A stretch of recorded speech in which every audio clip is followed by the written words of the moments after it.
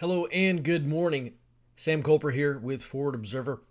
We're continuing on with this SHTF intelligence series, and I'm talking about my preparedness strategy, how I look at these upcoming problems and challenges, and how we begin security and preparedness planning. I'm getting a lot of feedback on my Civil War II series that people are feeling black-pilled or helpless, and they want to know what can be done. And I have some ideas which I will outline in future videos. But what everyone has to understand right now is that this solution begins locally. If you don't have favorable human terrain, if you're not informing and influencing and doing all the things required for local victory, then you don't stand a chance at regional or national victory. Now, in the last video, I stressed the importance of doing an area study. We're looking at all the things that matter around us, figuring out what can go wrong and what the effects of those things going wrong will be. And this would include preparing for a natural disaster or a man-made disaster, which is probably going to be a really tough period of economic, financial, and monetary problems, which I believe is what we're going to see. The area study is also extremely applicable for preparing for low-intensity conflict, because it is in this area study that we survey our surroundings and individuals and groups who might be involved. The area study matters. If you want to talk about local intelligence and making sense of events and conditions and forecasting what could happen in the future, it all begins with the area study. I'll provide a link to the last video, and I recommend that you start there if you haven't already. And if you're following along in the Area Study e-course, which is free and delivered by email, then you should have already gotten started on practical exercise number 1. If you want to get started, head over to my website, forwardobserver.com/FOTV, and you can sign up for this series of emails, and you can follow along with these videos. I'll put a link in the description. So we have this list of scenarios or potential SHTF events. And what we have to understand is that shit rolls downhill, and that things that happen on a national or global level are likely to have regional and local effects. So we identify these national level or strategic level concerns, like a low intensity conflict in this country or a period of stagflation, which is where I believe that we're headed, and it's going to compound our already low intensity conflict. Or we might look at a cyber attack on the power grid, or some other catastrophic event.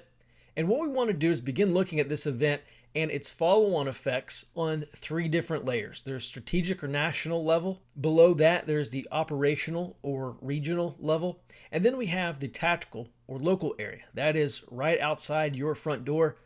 It's down the road on the other side of town. Now, you don't have to do a full workup on all 3 of these levels, but I do suggest that you keep in mind, as far as things breaking, we're dealing with 3 different surface areas here, and the higher we go, the more things can break, and the more complex these issues become. So the first step is to do this local level, this tactical level area study, so that we can define what can break locally, and then we can begin looking at what can break on the strategic or national level, or on the operational level. We can identify those events, and then determine the follow-on effects at the local level. Now, after the area study, you should be intimately familiar with what we call your area of operations, or your AO. In step number 1 in the last video, I talked about developing a range of potential scenarios. That is my very first step in security and preparedness planning. And today we're going to move on with step number 2, which is identify the mission and conduct mission analysis. Now, in the last video, I opened with talking about your mission, and it's kind of difficult to understand what your mission is if you don't understand the threats. And the more we understand about these threats, and the more we understand about future conditions or potential conditions, then the more we understand about the likelihood and impact of these threats. The more we understand about that, the better we can identify our mission or range of potential missions.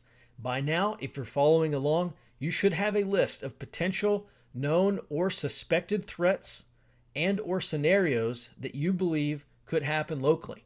And what we want to do now is determine how likely those events or scenarios are, and then what their impact will be. Now, occasionally I'll get guys who say, well, I've lived in this area for 30 years or for 50 years, And I know this area like the back of my hand. My brain is my area study. That's what they say. And when that guy has a heart attack or gets popped on the first day of the boogaloo, there goes the area study. So for the sake of your family or your community security team or your preparedness group or whatever you have, you still need to do an area study, because the area study is going to be the basic intelligence foundation of security and preparedness or operational planning. Now, on your list of these potential events or scenarios, go through item by item and ascribe a letter grade for likelihood. H for high or L for low. If it's above 50% in your best estimation, then put an H. If it's below 50% in your best judgment, put an L. And if you want to put medium, that's fine, but I think it just muddies the water for us right now. I'm fine with sticking with just high and low, because I'm going to take this list and reorder it according to the highest likelihood down to the lowest likelihood. After doing your area study, you should have a firm grasp on what's more likely to happen and what's less likely to happen.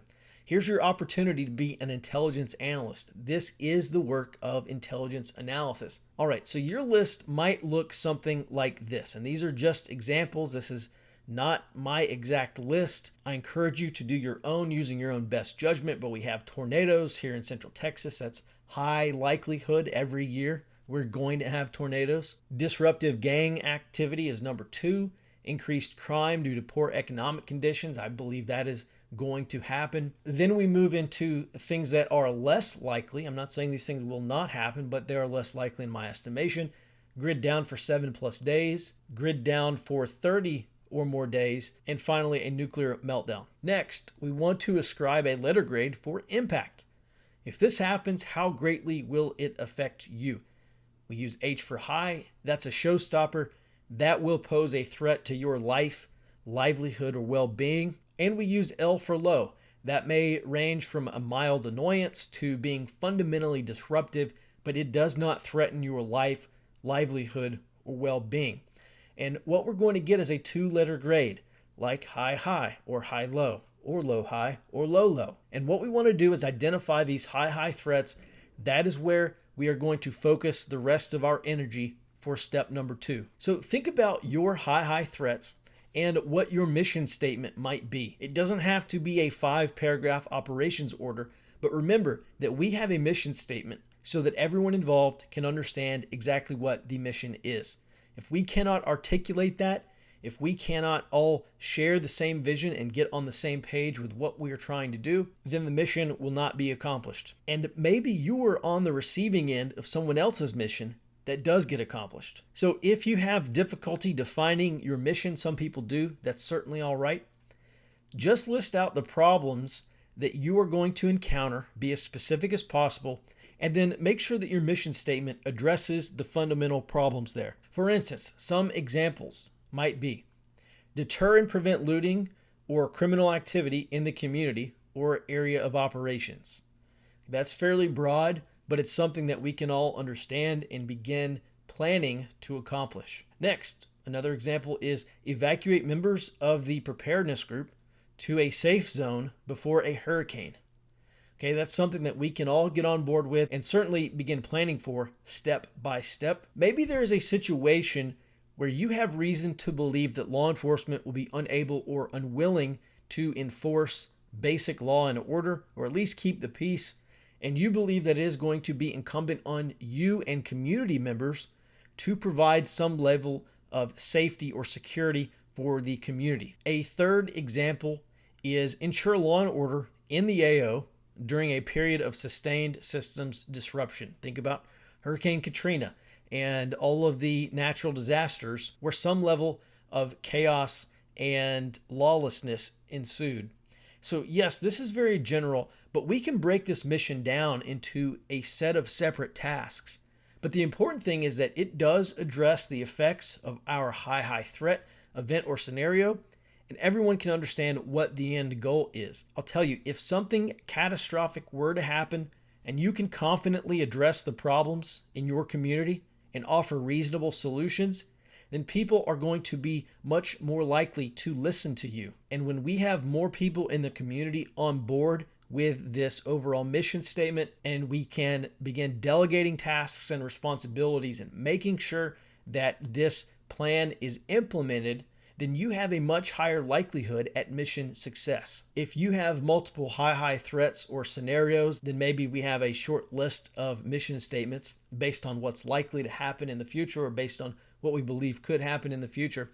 Then it's time to do some basic mission analysis. Now, we're not getting into the entire military decision-making process here, but this will suffice for most of you. We start with the receipt of mission. That's what we just did. So X event happens, we pull out our area study, and we pull out our security and preparedness planning that we'll talk about in future videos. This is work that we should have already done prior to this event happening. This is the receipt of mission. And now we need to analyze what's called the MET TC. We start with M there in the middle under Analyze for mission. We already have our mission. Let's make sure that it actually addresses the situation. Is this the appropriate mission for the situation? We move on to E for enemy. We need an understanding of who or what we are dealing with. That's where the area study really comes in handy. If you expect the Leroy Jenkins gang, this prototypical drug or street or biker or ad hoc gang or whatever they are, is going to be a cause of instability, then we need to understand the enemy situation. Hopefully that's already been done in the area study. If not, then we need to go back a few steps and make sure that happens. We move on to terrain and weather. This is done in the area study. We just have to make sure that we understand it. Troops and support. Do we have the resources and manpower required to accomplish the mission? If not, then we haven't been developing the human terrain and enlisting support for this end goal. If we don't have the manpower and resources, then we need to make sure that we acquire those somehow. We move on to time. What are our time considerations? Do we have 12 hours to implement this plan, or do we have 20 minutes?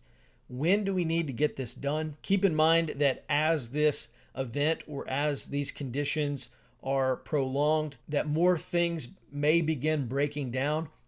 And we want a general sense of when those breakdowns will occur. If your power goes out, how long is it going to be before your community runs out of potable water? If the power goes out, how long until people begin running out of food and maybe begin resorting to more extreme activities to meet their basic needs? These are all things that we need to understand for our time considerations.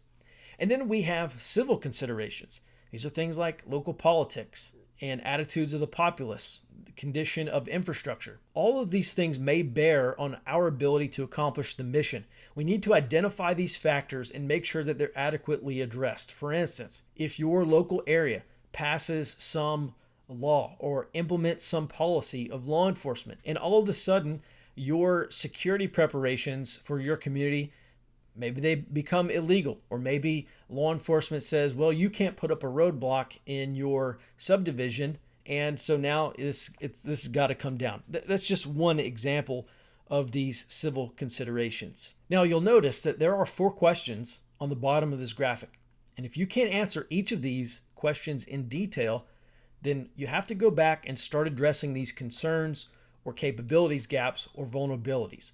What is my mission? We have to be able to articulate that.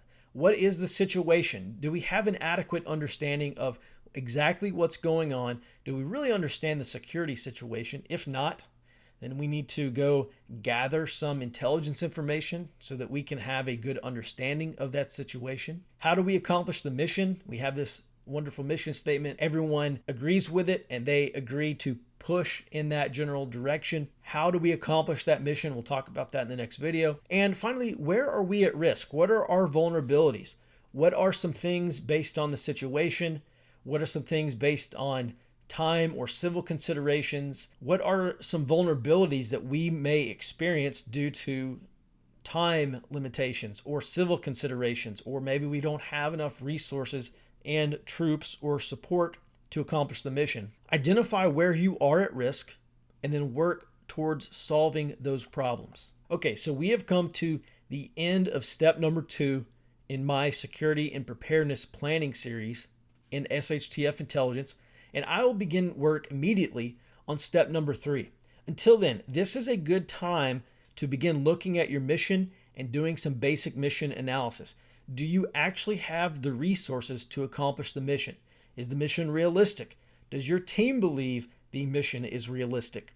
In the next step, we'll start to break down the second half of the mission equation and start looking at our resource needs and training requirements so that we can follow through on the mission and accomplish it. Now, by the way, I have a full-length online course that covers this process in much greater detail and leads you through step by step how to build an area study. And this is going to be fundamental in your security and preparedness planning. It's called the Area Intelligence course, and I will have a link in the description. And there's actually a very good offer up right now that combines the Area Intelligence course along with my Intel and Security Training pipeline. You can get access to both of these, and it's likely going to be the best money that you spend on preparedness. I'll have a link to this in the description, and this does it for step number 2. Thanks for watching. I will be back soon, and until then, stay out front.